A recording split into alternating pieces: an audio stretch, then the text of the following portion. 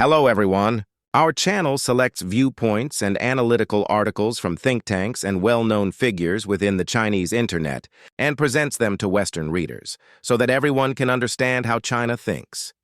If you find this helpful, please subscribe, hit the like button, and share our channel. Thank you.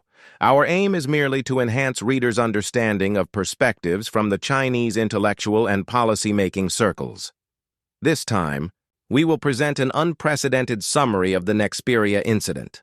Our analysis strives for a state of extreme balance, neither driven by Chinese nationalism nor by blind admiration for Europe, in a sense. You might say we are like a group of alien high school students visiting Earth on a summer field trip, conducting an anthropological study of human behavior. Our perspective is rooted not in ideology, but in curiosity, a desire to understand how different civilizations make choices under pressure, and how those choices reveal deeper truths about technology, power, and identity. Our story begins not in Silicon Valley, but in Meizhou, Guangdong, a mountainous region in southern China, home to the Hague people, not far from the hometown of TikTok's founder Zhang in neighboring Fujian. In the early 2000s, a young man named Xuezheng started small. Around 2005 or 2006, with about 100,000 RMB, roughly 15,000 US dollars, he founded a company designing smartphone motherboards. It was a typical ODM operation, building for other brands at the bottom of the electronics food chain. But Zhang was never content with being a supplier. He had a gambler's instinct, bold, impatient, restless. That small ODM firm would later become Wingtech Technology, listed in Shanghai. And from those humble roots, Zhang set his eyes on something much bigger: chips, power, and control. Fast forward to 2019. Dutch semiconductor giant NXP Semiconductors decided to spin off its standard products division. And that was when Chinese capital moved decisively. A consortium backed by state-owned funds, including Gree Electric and its renowned chairwoman Dong Meizhou, stepped in to buy the unit. At the center was Wingtech Technology, acting as the front for China's broader semiconductor ambition. It was a small serpent swallowing an elephant. Through that leveraged deal, Wingtech acquired Nexperia, a Dutch chipmaker with factories in Europe and China.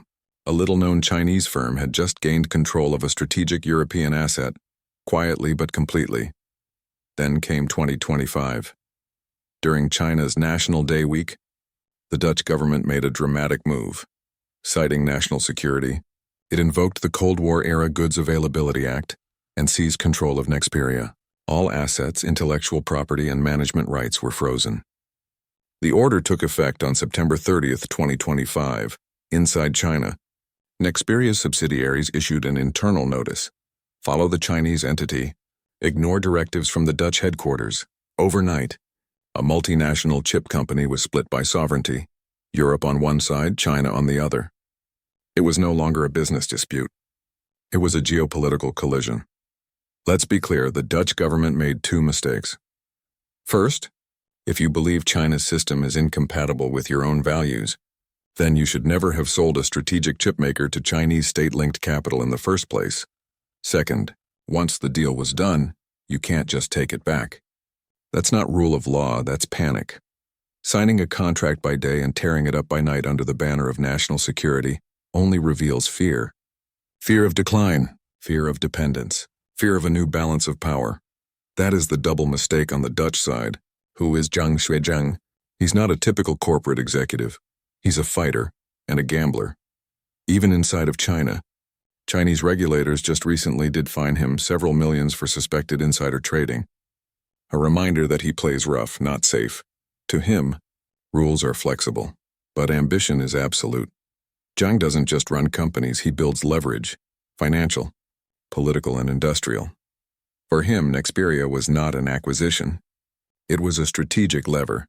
It was another towering stack of poker chips on Zhang's Texas Hold'em table. A bet placed not just on business, but on power itself. And then there's Europe, a continent that once defined modern innovation now looks old, bureaucratic, and defensive. It talks about values while others talk about capacity. It writes regulations while others build fabs. When China moves fast and America locks arms with Taiwan and Japan, Europe hesitates, arguing about process. The Nexperia seizure wasn't a sign of strength. It was a sign of fear. This story offers 4 clear lessons. First, Europe should never have sold a strategic chipmaker to Chinese state-backed investors in the first place. Second, once sold, it should have respected its own market principles instead of reversing course. Third, while for Zhang Xuezheng he is not an innocent teenage, he's a risk-taker who understands how to work within and around the system, both on and under the table. Fourth, Europe's industrial apparatus is aging. It's fighting 21st century battles with 20th century rules. In this era, compliance is not a strategy. So here we are, the final shot a gambler from Canton who bet on chips and won. A continent that sold its crown jewel and panicked when the buyer became too strong. The Nexperia affair is not just a business story. It's a mirror, reflecting how nations use power, justify it, and fear it. Do not naively assume that any private company in China is truly private. In the case of Wingtech's acquisition of Nexperia, it would have been absolutely impossible for Zhang to pull off such a snake swallows elephant move without the backing of state-linked capital consortia. Of course, human motives are complex. We are not saying that Zhang represents the state entirely. He is in many ways a private entrepreneur driven by personal ambition and greed. Yet that ambition itself has become a lever used by state-owned capital. State capital finds Zhang's ambition useful, channeling it in service of China's broader national strategy. Imagine the relationship between the facehugger from the movie Alien and your own body. This white glove model is extremely common.